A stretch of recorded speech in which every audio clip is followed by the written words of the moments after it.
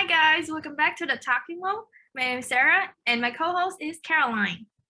Hi guys, welcome back. It's been a while since we last recorded. Has it been a Uh, month already? what?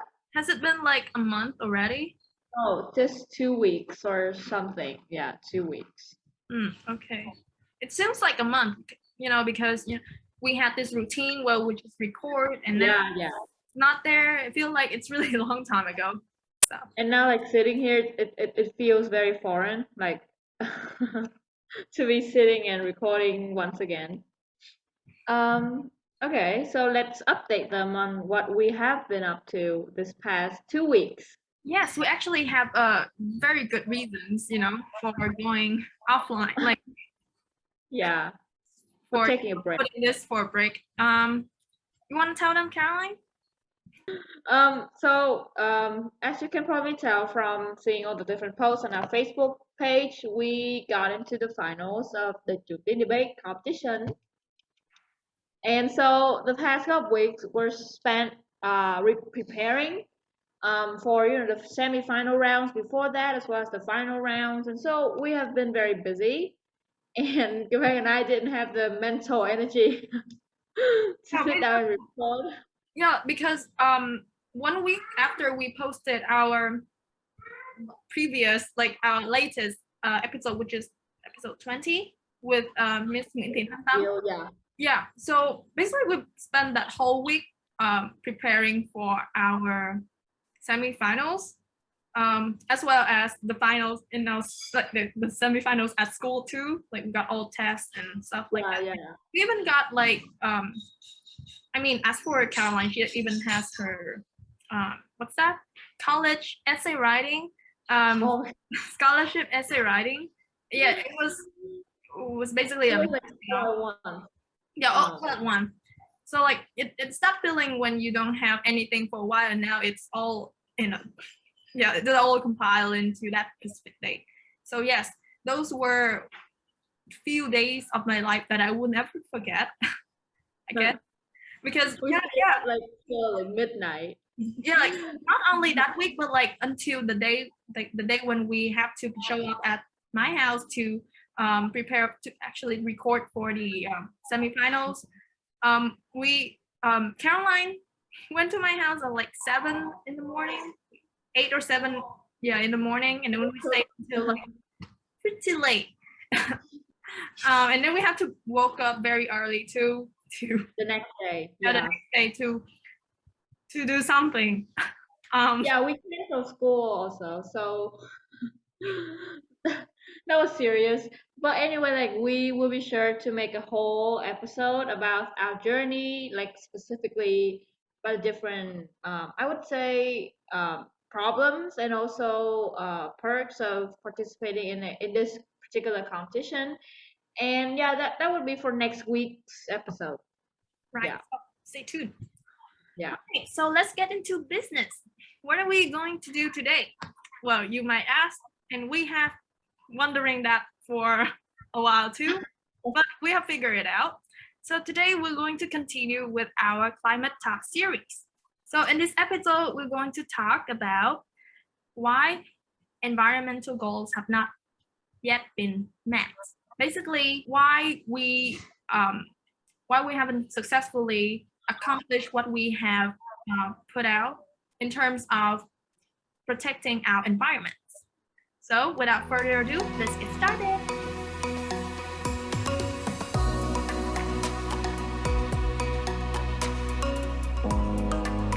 Okay, so I guess that with environmental problems, we needn't list out how many problems we actually have because it's there. There's like numerous things that we haven't solved.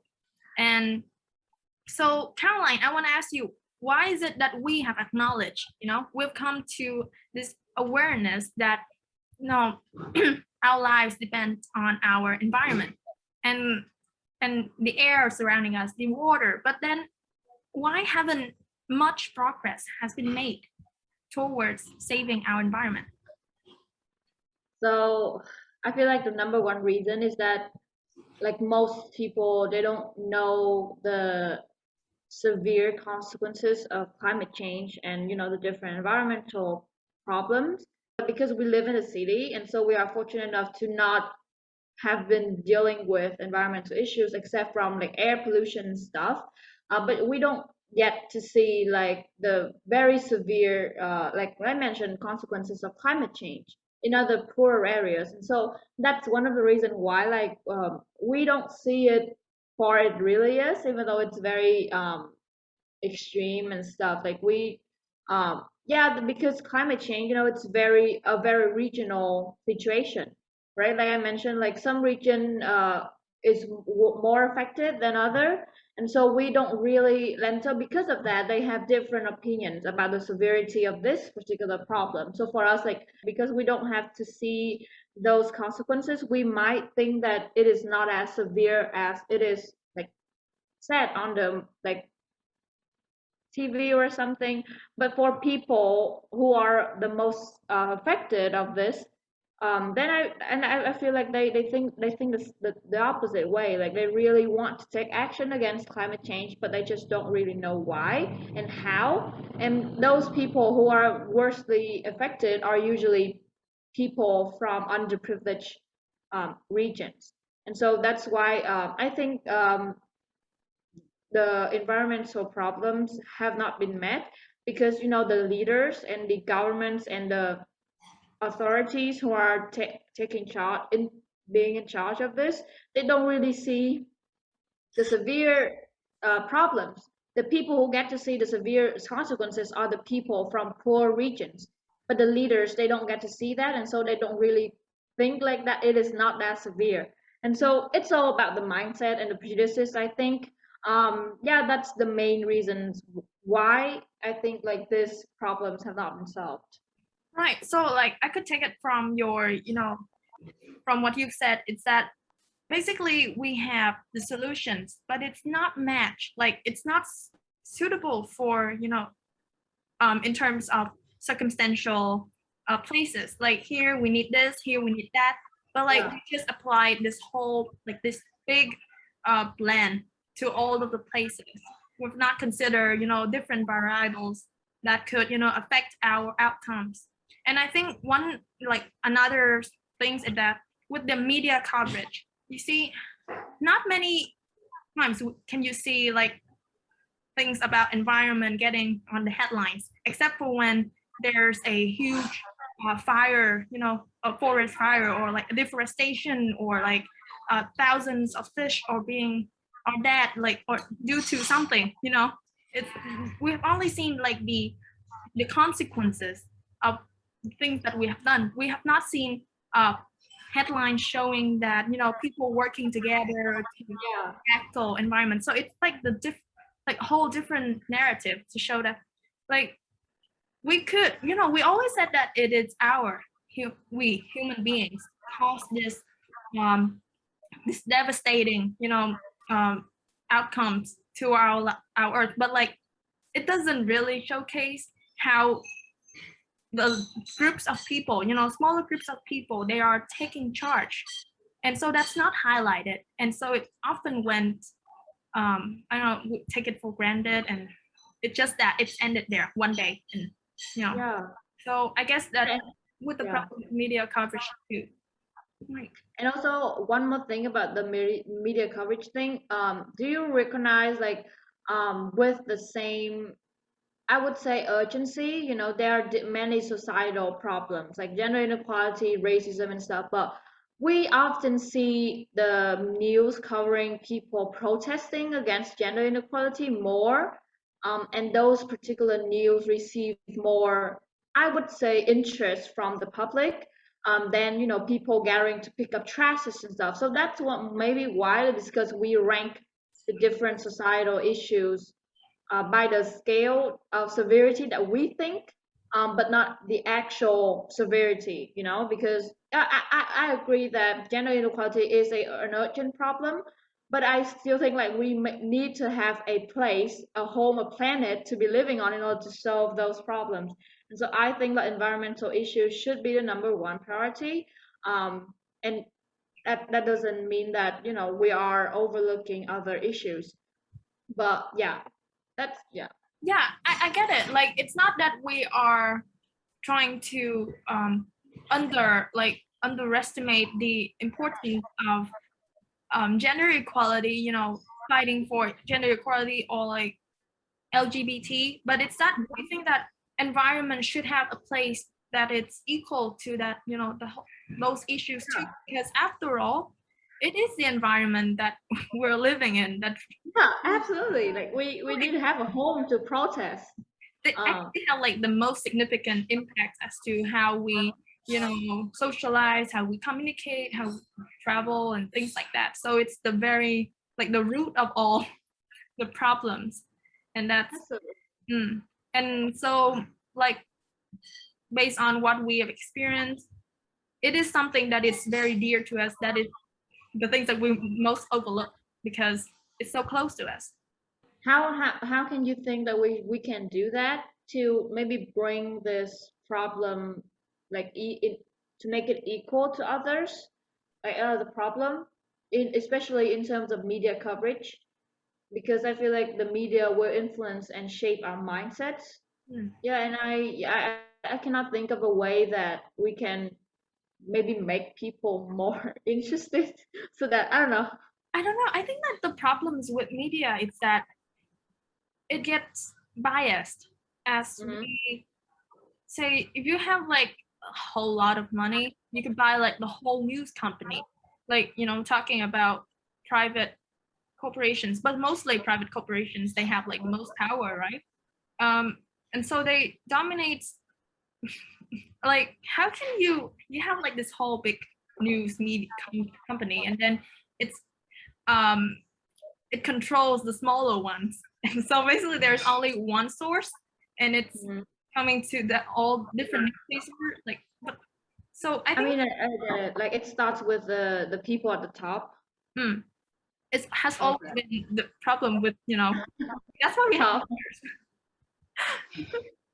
Okay, I get it. So next, what we're trying to say is that we're not trying to devaluate all these efforts that has been put out to solve, you know, environmental problems um, nowadays. But what we're trying to say is that the efforts put out, it's just by a very small groups of people who, you know, who have this belief that what they, but then, like we said, environment issues are the problems of all of us. Accomplishing our environmental goals are it's collective. It's actually a collective goal. And so until all of us have chipped in even the smallest effort, then we could then we cannot solve it at all.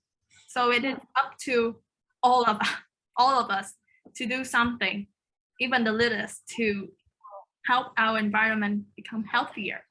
So Yeah, and it starts with the people at the top again, like the leaders, the authorities, the governments, because they're responsible for spreading the knowledge for to people of different regions. yes, because they impose rules, right? Rules and laws, and basically anything that affects the citizens' um, um, actions. So that it's very crucial that the governments have a strong enforcement to help the nation as a whole to complete to accomplish the goals, our collective goal.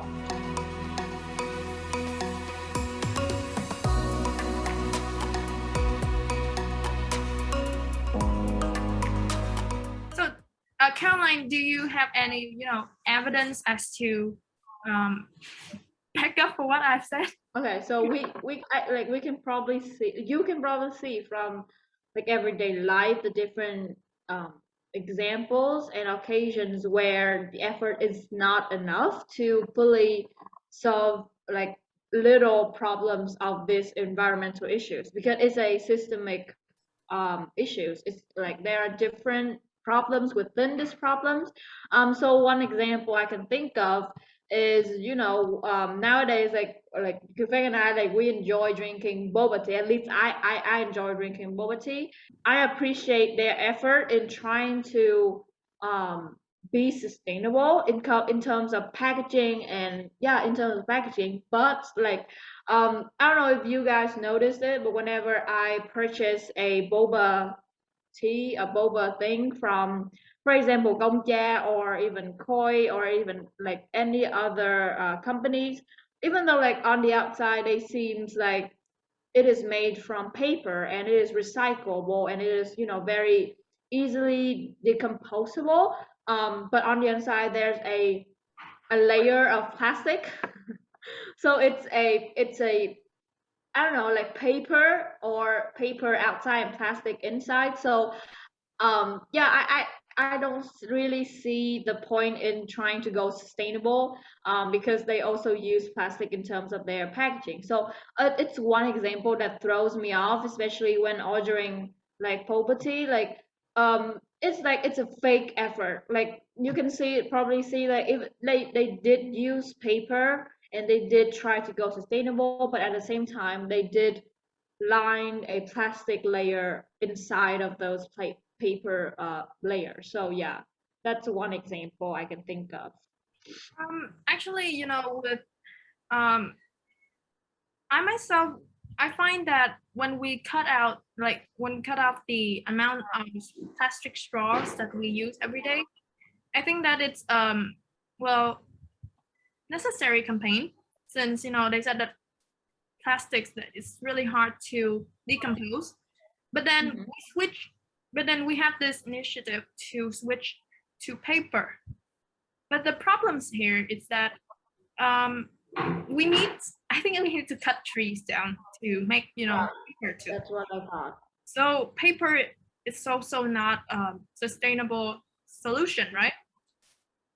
I think that the problems here, and actually there are more ways that they use to make straws. Like they use rice or they use some other plants to make straws, and I think that's a very actually innovative um, ideas, and they put a lot of efforts into creating different kinds of straws. But one thing is that when we go to a supermarket or when we want to have a drink, all the things that, like the first thing we want to like we need a straw, and so we usually opt for plastics because most of the time um Cheaper. it's not only it's cheap, but it's like it's very durable. You see, you use it when you use paper straws, then it's really decomposed while you drink, uh, Yeah. while you're drinking, or when you use rice straws. Yeah, it kind of like fell apart because of the components, That right? is Components. right. Oh my god, chemistry. Components. Yeah, it decomposes in water, and so that's why it breaks down in water. Basically, Plastic dissolve. doesn't Yeah, they break down in dissolve water. into Yeah, the water. dissolve. Yeah, that's the word.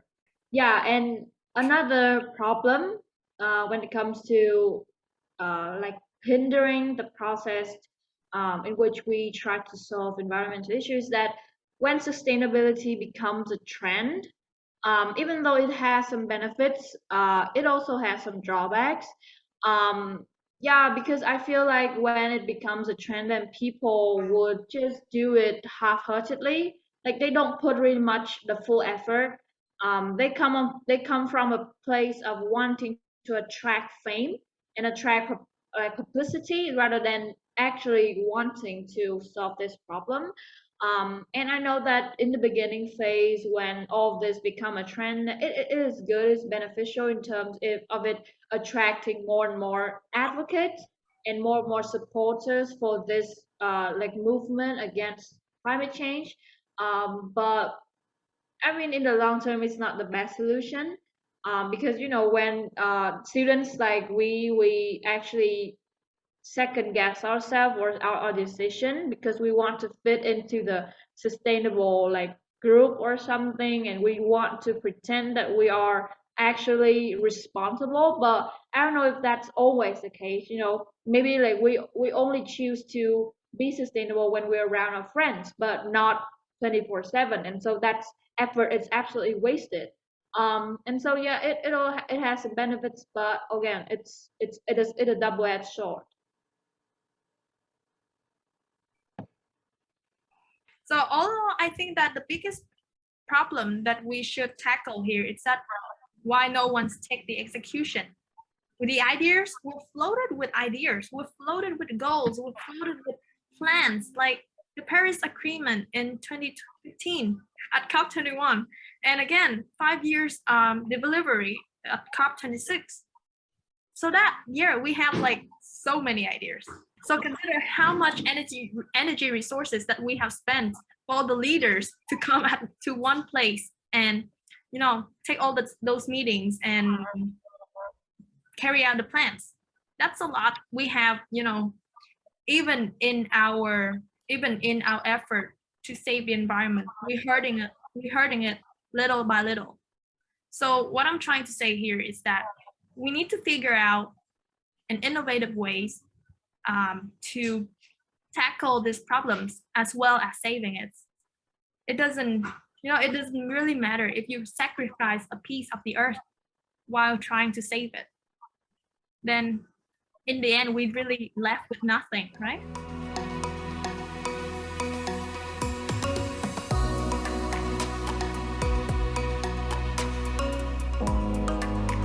Like time and time again, we have seen like all the promises, like all the different prospects of when will the earth get greener and when will the temperature drop by like 2 degrees Celsius. But like I feel like it's a very far future. It has been like our goals for many decades to reduce the carbon footprint or to decarbonize or to like reduce temperature, but like I haven't seen any actions that would make me think like that is possible. Like it is all on paper and it's all on theory, but I haven't seen, even though we have the technology. I heard somebody from somewhere, an environmental organization, they say like we have most of the technology and the resources we need to tackle this problem. But the reason why like we haven't tackled is because like there is no collective power. Like as Kiều Fang said, we have the different COP events, like right, like we have the different COPs event for the different leaders to gather, and it costs a lot of money, a lot of patience, a lot of effort, a lot of time, but they didn't make it count, right? Like at time and time again, after this COP 21, COP 23, COP 25 to COP 26, like this problem has not been solved. And so all the money or all the effort have been wasted again.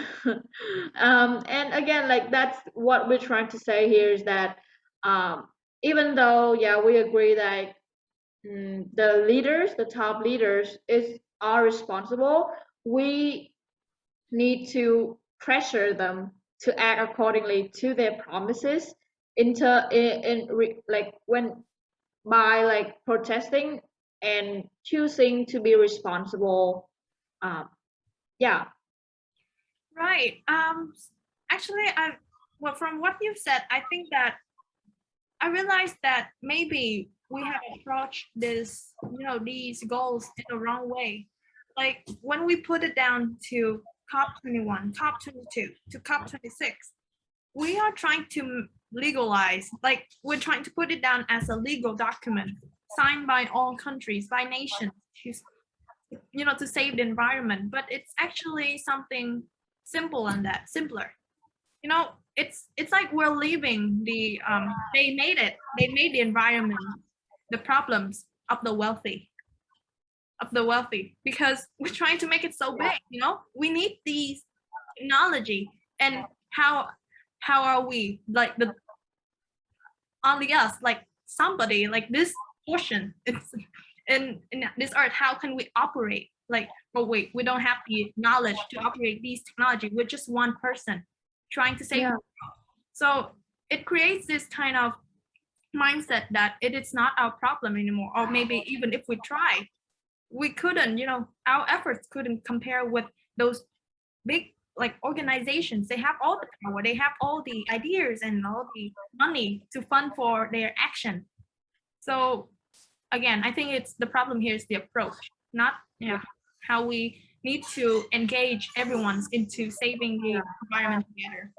I feel like I agree. Like we shouldn't spend more time trying to figure out technology um to solve this problem because we already have it. Is that we should need to try to maybe convince the people to actually like listen and to actually take action. Yeah, include them into our action plan Yeah. because And because like one more thing, everybody says like the United States should pioneer, but what if they don't? Like what if they like don't want to do it? Then when how long will we waiting? Like how when will we start? And like it, I don't know why people should like pressure the. I mean like it's a good thing again, but what if they don't because they have the right to do so. Like they are a independent nation. So in that case, then we should also be responsible too. We should also take action too. And we shouldn't like try to tell like when does that and I would do that. No, like I feel like it's an again compounding effort. don't try to push it, your what you're supposed to do to someone else, and Yeah, um, rely on, their rely I on feel them. like it's an excuse.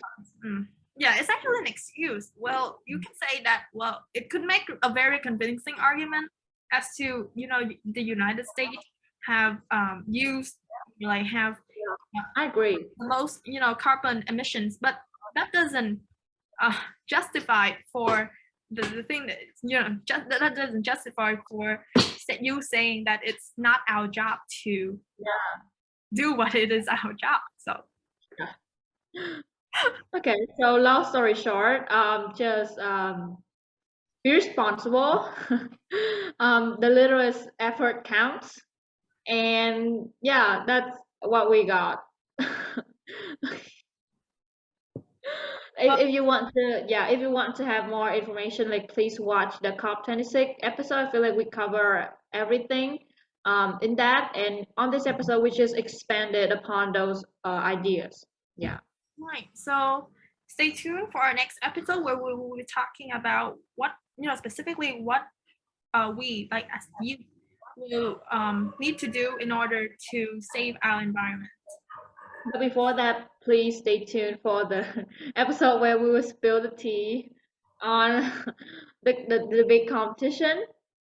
Next, which is next week. Yeah. Right. So I think that's a wrap on today's episode. So until then, stay tuned Stay safe. and Stay awesome. bye. Trời đất ơi. Bye bye.